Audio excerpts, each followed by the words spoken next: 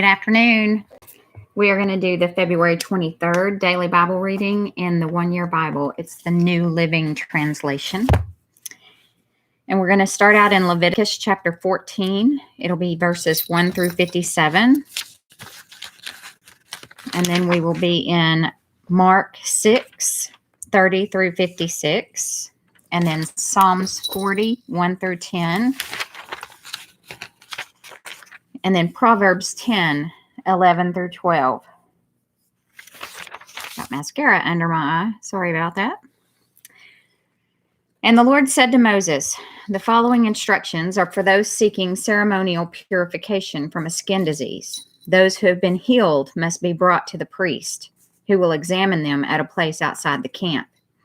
If the priest finds that someone has been healed of a serious skin disease, he will perform a purification ceremony using 2 live birds that are ceremonially clean, a stick of cedar, some scarlet yarn, and a hyssop branch.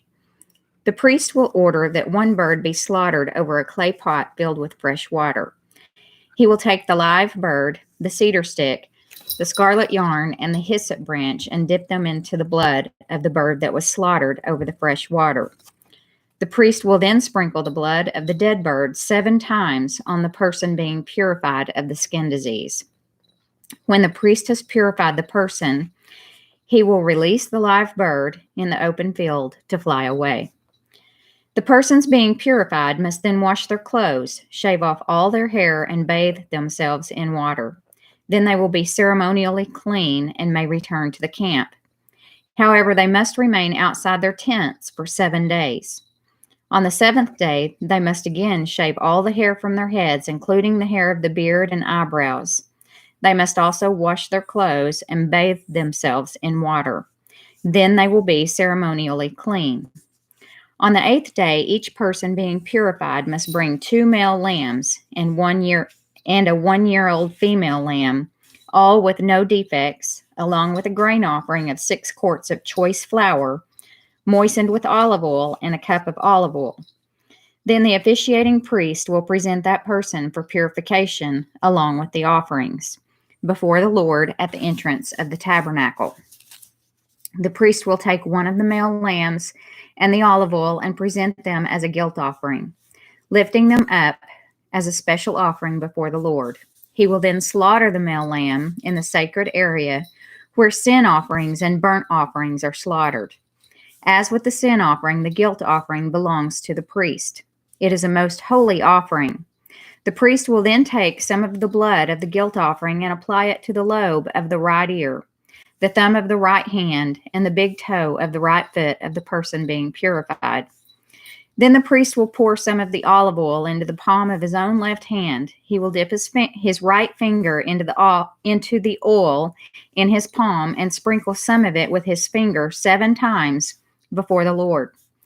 The priest will then apply some of the oil in his palm over the blood from the guilt offering that is on the lobe of the right ear, the thumb of the right hand, and the big toe of the right foot of the person being purified.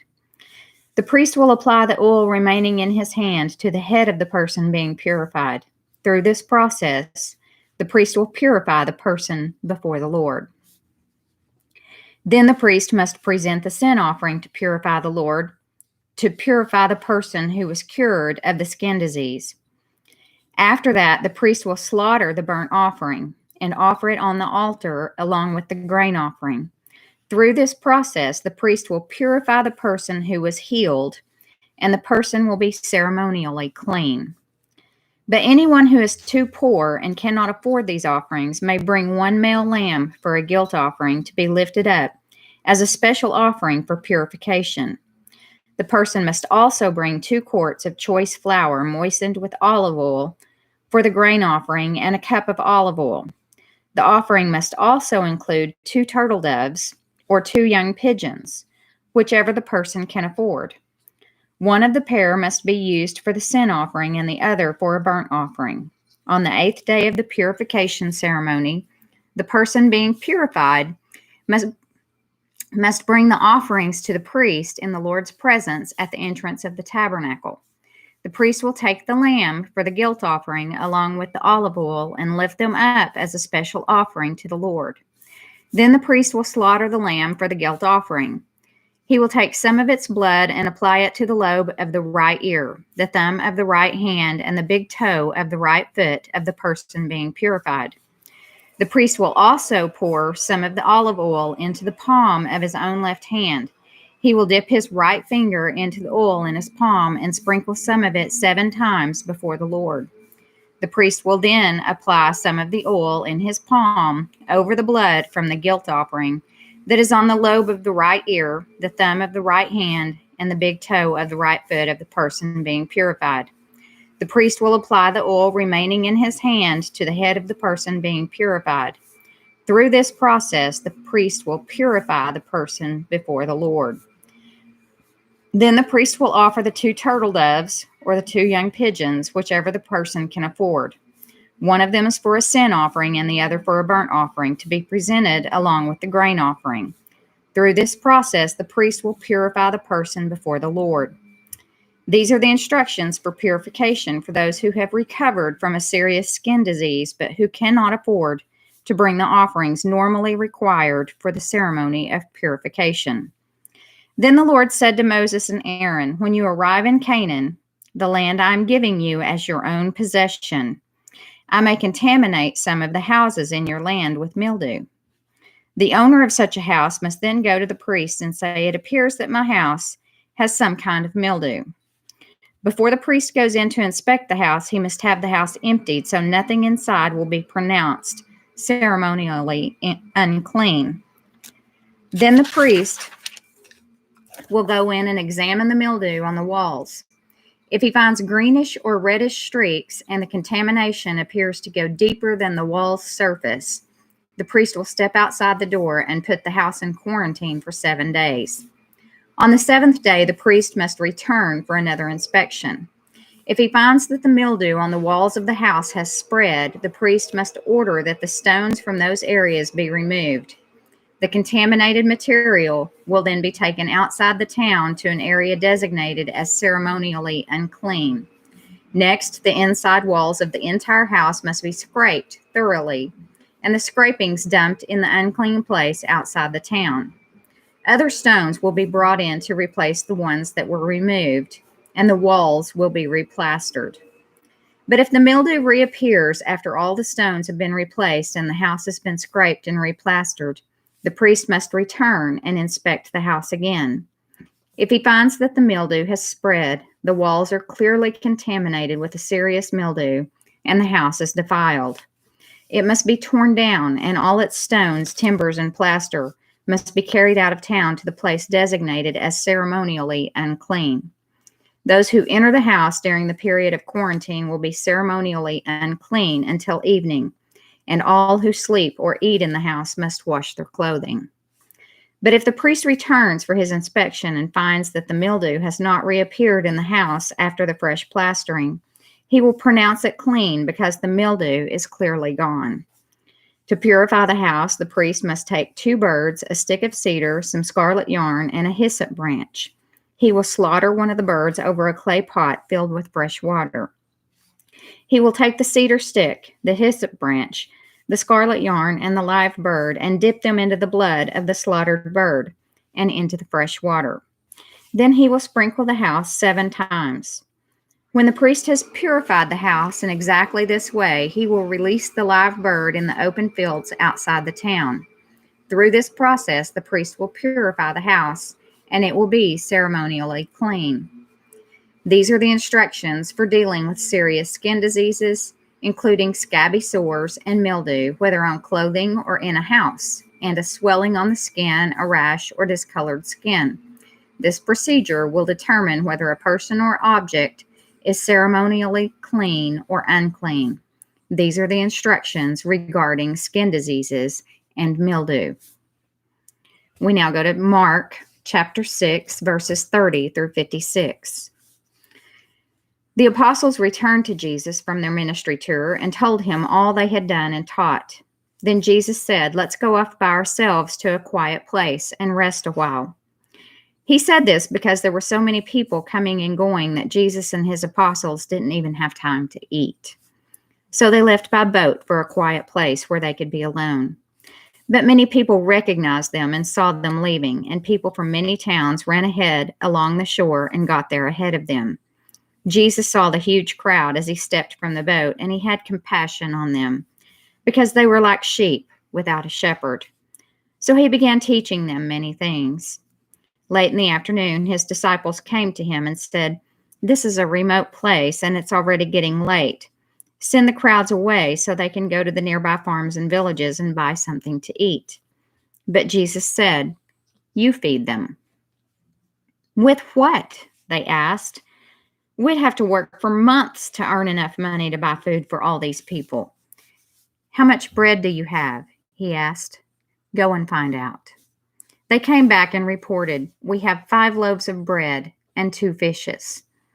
Then Jesus told the disciples to have the people sit down in groups on the green grass.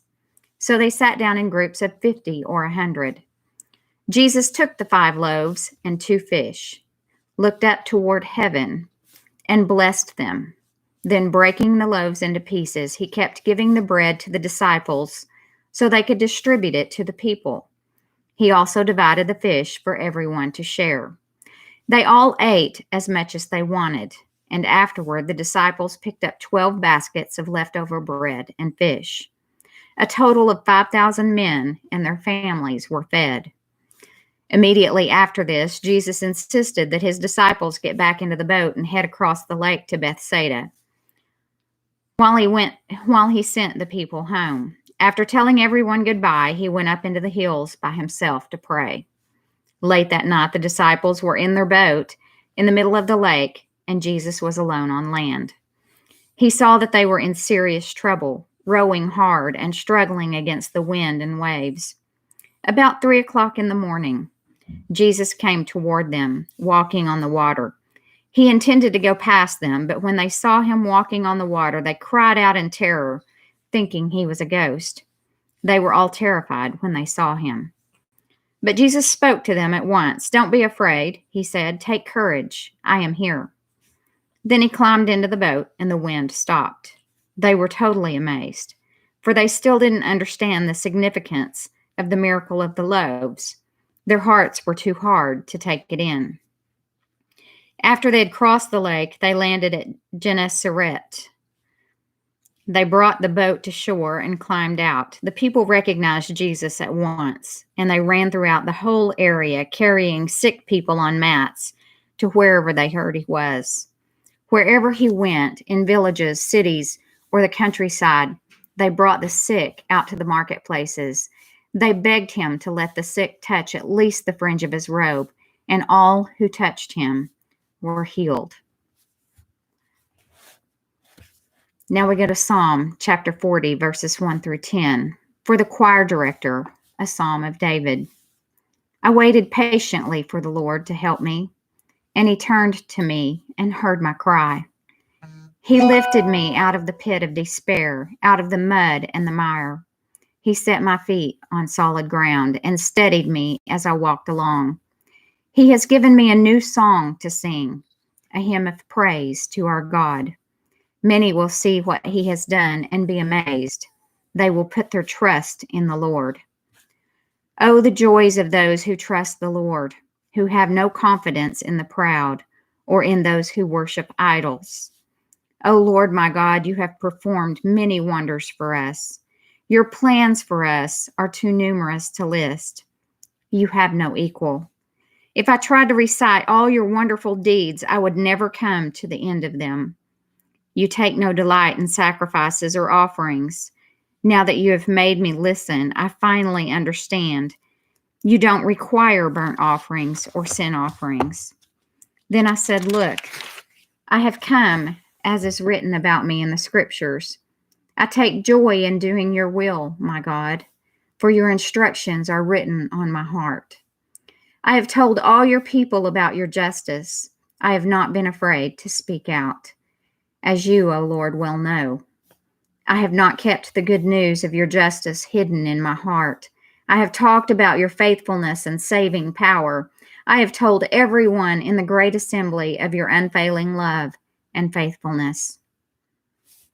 Proverbs 10:11 and 12. The words of the godly are a life-giving fountain. The words of the wicked conceal violent intentions.